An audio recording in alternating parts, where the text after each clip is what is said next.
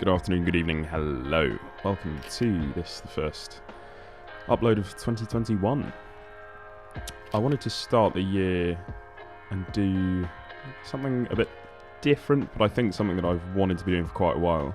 I've always wanted to show a bit of behind the scenes sort of stuff, but I didn't really want to do it in the, the typical like, hi, my name's Paddy and welcome to my YouTube channel. So I thought I'd just go down the route of strapping a GoPro to my chest and taking you along for the ride. So here we are. This is my hometown of Dinton in the wonderful county of Wiltshire in the south of England. And we've had a lot of amazing fog over the last few weeks, which is really a blessing, because normally you get fog early in the morning and if you miss it, it's gone. But it seems to be hanging around all day. And here we go. Here's a little photo of a bus stop. I sort of passed it and then doubled back, thought actually that'd be quite cool to photograph, so jumped in, took a few photos. I really don't get out much around where I live to take photos. I kind of fall into the trap of wanting to, have something, sort of getting into my head that I need something really, really interesting to photograph, or I need sunsets and sunrises in far-flung corners of the globe. But in actual fact, just walk out your front door, have a little wander around, and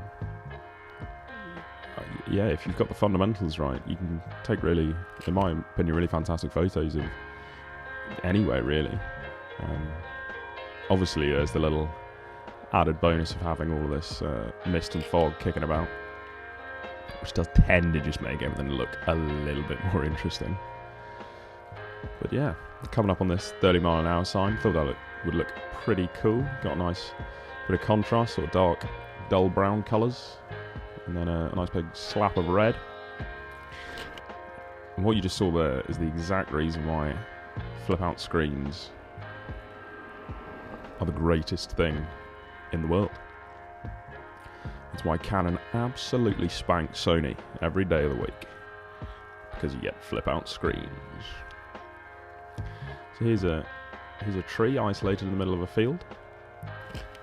I think it's important as you're wandering around to try and always look for a subject. So always be trying to get something to fill the frame.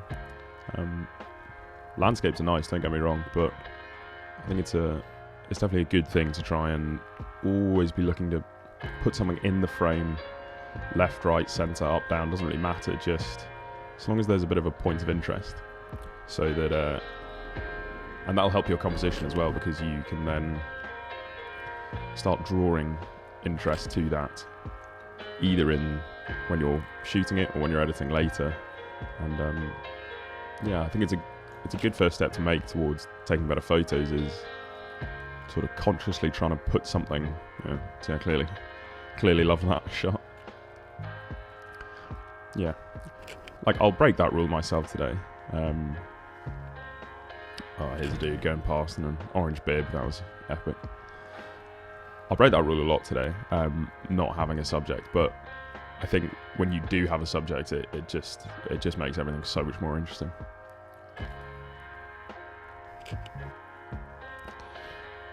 I've been editing a lot at the minute using pretty high contrast, which isn't for everyone, but I'm just really enjoying it at the minute. This is the one benefit of winter, is that you can, my little nylon gloves, I can keep the screen clean. See, there's a happy boy, thumbs up.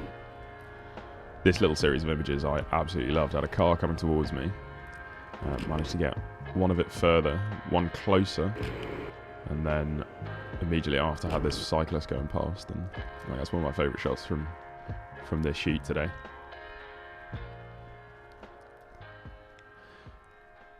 So this is why I came out today. I haven't photographed. Oh, look at that! There's this lone basketball net in a field, and I just think it's the coolest thing in the world. And I've never photographed it. Make sure to lock gates behind you if you're in the countryside, or attempt to lock gates behind you, and have to put the camera in your other hand, use your other hand to lock the gate behind you. But yeah, this is. I was excited for this. This was the shot I came out to get, and really didn't disappoint. The mist in the background's just cool. I think if that wasn't there and you've only got slight hints of detail as to what's behind the basketball net, and then if you could see all the houses really clearly, it wouldn't be anywhere near as interesting. But because you've kind of sort of shrouded in mystery, and you've got to sort of paint your own picture of where this basketball net is and why it's there.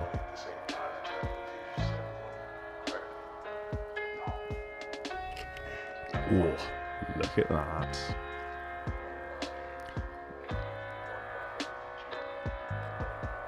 Nope. Didn't fancy that one.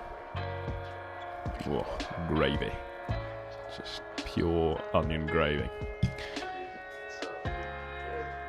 Don't be afraid to take bad shots either, you know, because in my opinion that is a bit of a bad shot. Not very interesting. So today I am using two, yes that is right, two Pro Mist filters stacked on top of each other. Now Pro Mist, if you haven't heard of it, is a diffusion filter, and what it does is pulls the contrast of the image down, and then you also get this sort of really nice light bloom in the highlights, which is called halation, and you'll see this on film cameras. It something does the highlights, especially at night. If you see like a sort of a light, and around it there's a sort of glow, it's quite soft, and that's what these filters do. And I've actually stacked two of them on top of each other, which is pretty overkill. But I thought doing that and then doubling it up with the mist from today is just going to create these just mental, very dreamlike images. It's very much a creative decision. I wouldn't recommend stacking two Pro Mist filters on top of each other all the time.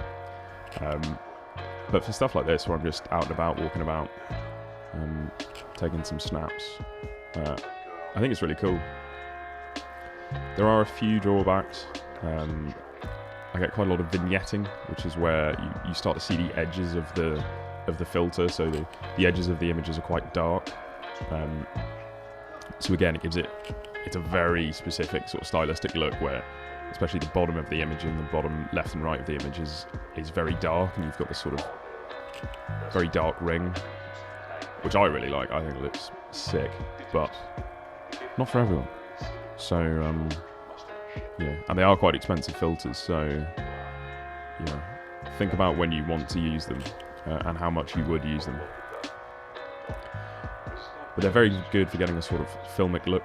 If you do a lot of filmmaking, a lot of camera operating, shooting, filming, I'd highly recommend them. When I'm photographing, they kind of come on and off, but when I'm filming, they literally never come off my camera because it softens up skin and just overall gives your image a bit more interest.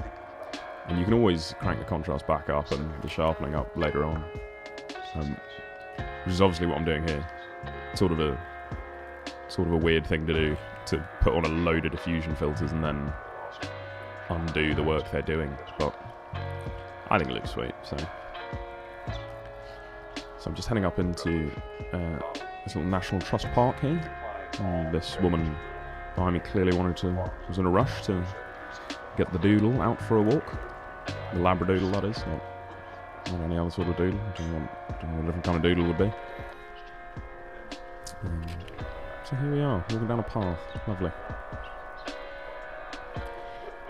I've really been trying to make a conscious effort in the minute to not take too many photos.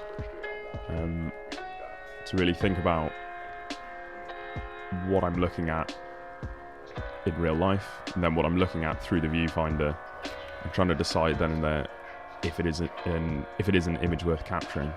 I'm trying to just nail the framing, nail everything, nail all the practicalities of taking the image as best I can then and there, to avoid taking 5 or 6 shots of the same thing.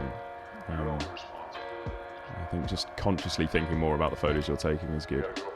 That's not a very good photo. So this is where stacking 2 Pro Mist filters and shooting on a very misty day is going to start to get really tricky. Unless, so it's occurred to me here that I have to be quite close to subjects, because if anything's too far away, it's shrouded in mist, and then I'm effectively adding more mist in front of the camera's sensor, so it's going to be really hard to actually get any detail out of images. That image wasn't too bad, because the house was quite close to me, but there's a really great big grand house up ahead here that I wanted to capture, and I just didn't really do a very good job of it, because it was just too foggy, and I had those ProMist filters on, and in hindsight I probably should have taken them off, and you'll see why. So I think in this field we're getting, I kind of really start pushing the stylistic nature of these edits, because yeah, we're just losing a lot of contrast, and sort of battling with trying to get good images here. So here you'll see I'm having a bit of a problem with the focus, and that's because focus works off contrast. So which is a good tip for, so I'm just breaking into a run here to catch up with these two guys, so I think it'll be quite a cool shot if I can get it. But yeah, a little tip on focusing, and this goes for anything, like if you're trying to focus your iPhone in a club, getting a selfie with the boys or the gals, try and pull focus to maybe the corner of a white t-shirt where someone's arm meets the t-shirt, because you'll have the skin tone going into bright white, and that's going to be the easiest thing for the camera to pull focus to as it gets its focus off of contrast. So you'll see me here, I'm going to the most contrasty area, in this case where the tree meets the sky, to get my focus. Then I'm reframing the camera, so I'm half pressing to focus, then reframing till I get the framing I want. I spoke earlier about really thinking consciously about the framing, and then pulling the trigger.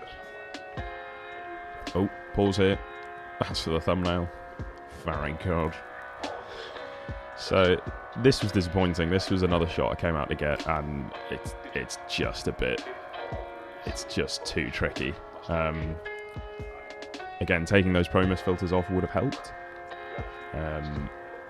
However, I think it was just not quite the day to be shooting this house. I think if I'd had some low-lying mist, and then maybe if it had cleared up higher up, it would have been a pretty cool shot, but it's just a bit too washy. Though some people might like these shots. Interesting in a sense. I thought I might be able to get a shot here, but it was just absolutely not happening. Straight into the sun, never a good way to shoot. And this was the final image of the day, which yeah, I was stoked with. I think it's a great shot. Again, it's just a bit of interest. There's a woman walking a dog. Has she been walking long? Has she had the dog a long time? Just makes you ask a few questions.